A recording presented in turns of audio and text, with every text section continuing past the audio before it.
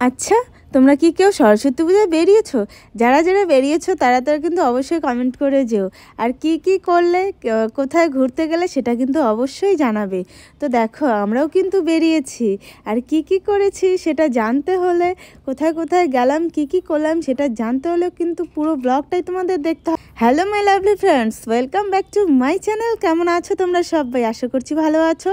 সকাল সকাল দেখো আমার রান্না বান্না কিন্তু কমপ্লিট। যেহেতু আজকে সরস্বতী পূজা সেই জন্য রান্না দেরি করলাম না, আর বেশি কিছু রান্নার ঝামেলাও নিলাম না। রান্না কিন্তু একদম কমপ্লিট হয়ে গেছে। তো তাড়াহুড়োর মধ্য দিয়েও কি কি রান্না করেছি অবশ্যই কিন্তু সেটাও তোমাদের শেয়ার করব।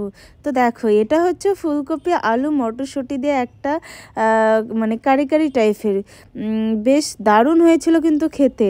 আর এটা হচ্ছে ছোট আলুর দম, একটু ঝোল রেখেছি। আর করেছি এটা হচ্ছে মাসকলার ডাল।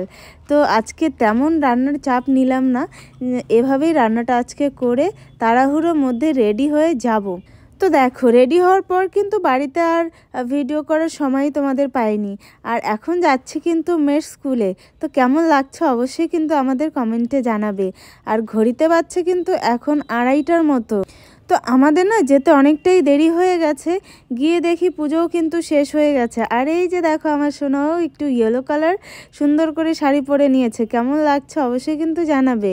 আর এসে দেখো অনেকক্ষণ বসে আছি, সোনা ওইদিকে খেলছে।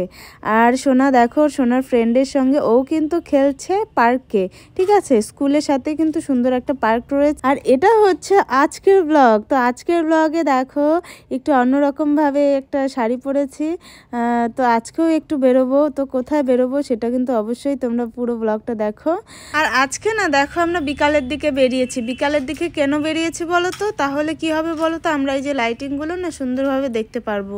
তো লাইটিং দেখতে কিন্তু রাত্রিবেলায় ভালো লাগে, তো যার জন্যই আর কি একটু বিকালের দিকে বেরিয়েছিলাম। তখন বাজছে মোটামুটি ওই 4:30 পৌনে 5টার মতো।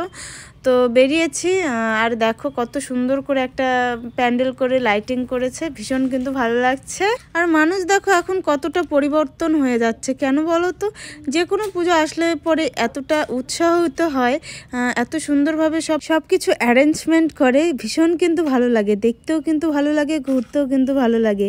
তো তোমরা কারা কারা ঘুরেছো আজকে অবশ্যই আমাকে কমেন্ট করে যেও।